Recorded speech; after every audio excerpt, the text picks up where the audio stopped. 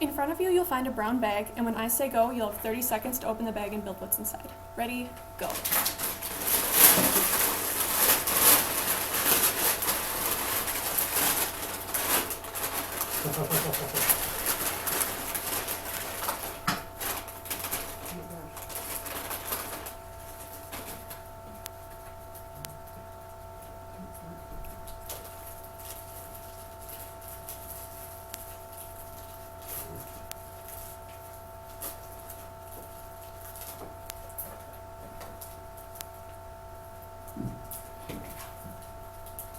Oh.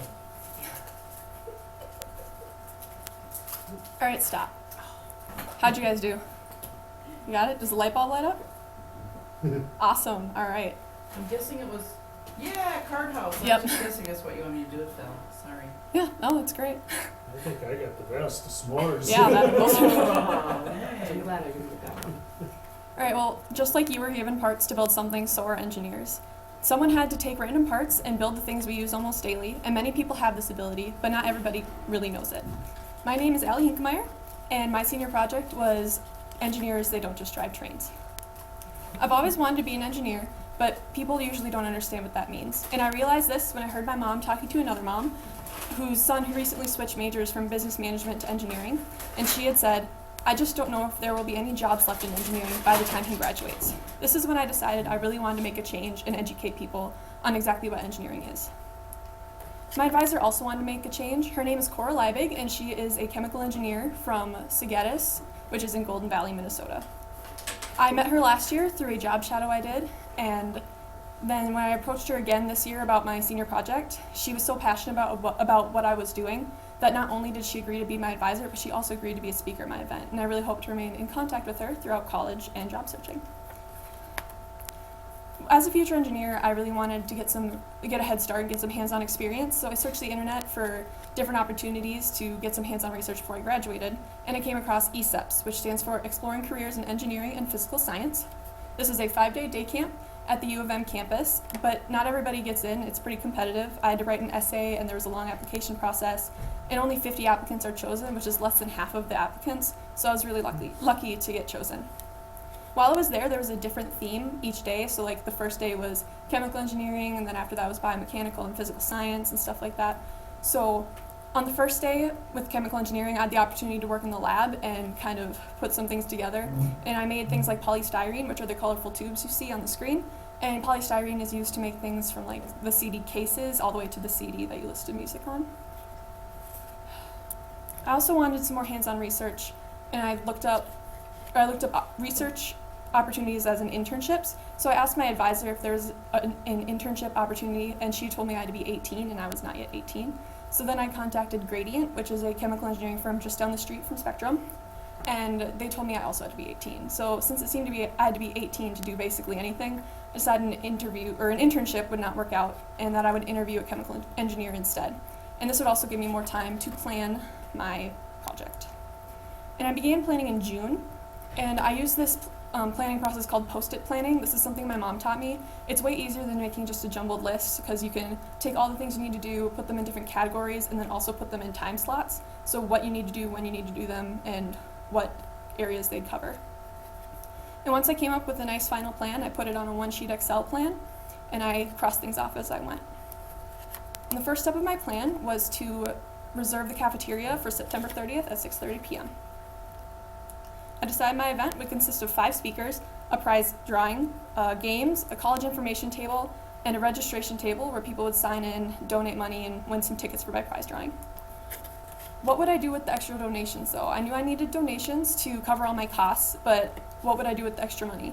I couldn't just keep the money for myself, so I contacted Mrs. Peliquin, who's a science teacher here at Spectrum, and she had told me about a class that she would be teaching in fall of 2015, which is for mobile app development, and I thought it was pretty cool because we don't have very many science classes here. So the curriculum cost about $1,500, and I knew there was a deficiency in the science department for that, so any money that I'd made, I know I'd want to go to help her, and making money wasn't a goal of my project, but I knew I wanted to help out. The first thing I did for publicity was to make a Facebook page, and on my Facebook page, to bring awareness to the page and to have it hopefully pop up on people's newsfeed more often, was a game I called Trivia Tuesday. Every Tuesday, I would post an engineering-related trivia question, and the first person to answer with the correct answer received a ticket to my prize drawing at my event. After my Facebook page was done, I created a Razoo online donation site, and I earned about $250 on that site. After my social media was done, the emails never ended.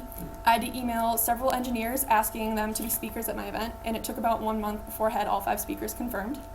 I also had to email several engineering colleges to ask for apparel and informational booklets for my college information table. And I had schools all the way from NDSU and Iowa State up to MIT and Princeton, so I had a wide array of several colleges who contacted me and sent me booklets and apparel. It was really cool. But I knew I needed more than just college apparel for my prizes, so I drafted a donor letter and talked to local businesses. I usually sent emails to the bigger businesses such as Costco and Target, but for the local businesses, I usually just walked in, asked to talk to the manager, and gave them my donor letter, and they asked for some time to prepare my donations. If you'd like to see a copy of the donor letter that I wrote and the full list of donors, it's in your folder that I gave you. The donors also helped me with my publicity because they allowed me to hang my flyer in their businesses usually, and if you'd like to see my flyer, that's also in your folder. I had to write 2 announcements for the school, 1 announcement for the newspaper, and 1 announcement for the Elk River Chamber of Commerce website to get the word out. After the publicity was done and the donations were received, I began designing my project. I had to choose the layout of the tables, create all the games, and design the layout of the entire event. And the publicity must have worked because over 100 people attended Engineers They Don't Just Drive Trains. I had 5 speakers, 3 games to play, lots of food, a ton of college literature, amazing prizes, and an absolutely fantastic night. I got to speak in front of the group as a whole because I had to introduce the event, introduce each speaker, and hold the prize drawing, and I actually enjoy public speaking for the most part, so I love the part that I got to play in my event, and I also loved that I got to educate people about engineering because it may have propelled another student into an engineering major, and that's really awesome because it's a great major. None of this would have happened, however, without my volunteers. I had friends, family, and students running tables and monitoring my games. I had Clint, who's our tech guy here at Spectrum, recording my speakers so I could put them on YouTube. And I had Ann Mitchell, a friend's mom, as my photographer. And I had the speakers who made the event absolutely perfect. After that, I sent out emails thanking all of the attendees and all of the speakers for being at my event and helping out and just being there and donating and listening. And each email contained the Razoo donation site link for anybody who wanted to donate but couldn't, a link to EGFI magazine, which stands for Engineering Go For It, and a YouTube link to my speakers for anybody who wanted to share with people who couldn't go. I also wrote thank you cards to my speakers, and each one had a little gift inside.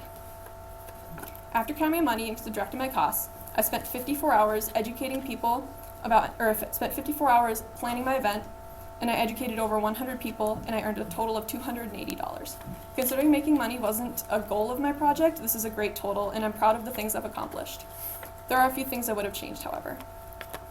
I would have changed my advertising to tell people to bring cash, because there are several people who showed up to my event and didn't bring any money, so they couldn't donate or play my games to win tickets for my prize drawing, so they couldn't fully participate in my event.